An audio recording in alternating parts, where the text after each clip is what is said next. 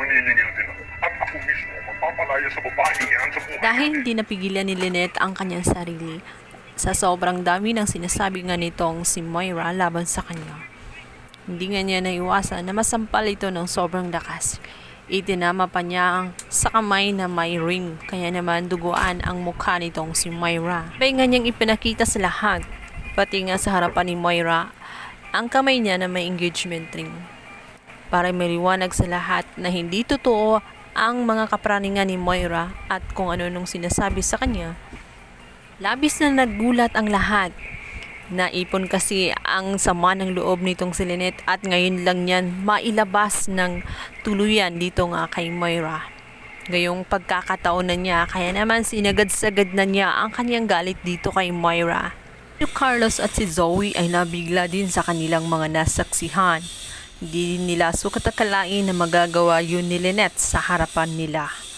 Samantalang si RJ ay tuloy na nga tinakwil itong si Moira, kaya naman itong si Moira ay nagpagalagalan na lamang sa may karsada dahil wala na itong mauuwian. Ito na nga ang panimula ng pagbabayad niya sa kanyang kasalanan.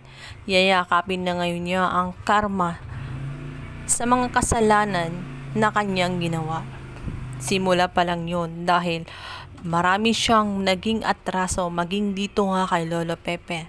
Sinabi nga nito na oras na para umuwi siya sa Maynila dahil gusto niya nga siya mismo ang magpaalis sa pamilya niya dito nga kay Moira dahil marami din itong ginawang kasamaan sa kanya. Ang galit din itong si Lolo Pepe nang malaman na nga na si Moira pala talaga ang may dahilan kung bakit na-aksidente itong si RJ.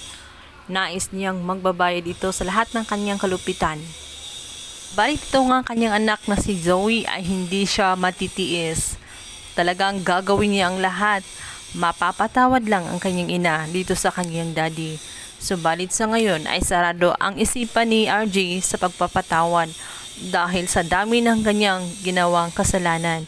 At batid din ni RJ na marami pa rin itong tinatagong mga lihim sa kanya na hanggang ngayon hindi pa sinasabi sa kanya.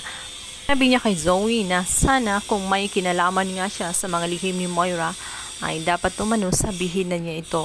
Subalit ang lihim na yon ay napaka-komplikado dahil tungkol nga sa kanya yun at tungkol sa pagkatao ni Zoe. Kaya hindi niya magawang sabihin ang totoo dito kay Doc RJ sapagkat mawawalan na rin siya ng karapatan. Natatakot siya na itakwil siya ng kanyang ina ay ng kanyang ama. Mantala, muli namang nag-usap nga itong si Doc Javier at si Doc Carlos. Dito nga nagkwentuhan sila tungkol sa kanilang mga sekreto at sinabi ni Doc Javier kung bakit nagkaroon sila ng anak kung wala naman talaga silang naging relasyon nitong si Moira. Kaya naman ikinabigla yun ni RJ dahil sakto naman itong dumating habang sila ay nag-uusap. Gulat na napatanong tuloy itong si Doc RJ kung may relasyon talaga sila ni Moira. Okay guys, pakabangan natin kung magsasalita na ba talaga ng tuluyan itong si Doc Carlos o patuloy pa rin ililihim ang katotohanan dito kay Doc RJ. Abangan!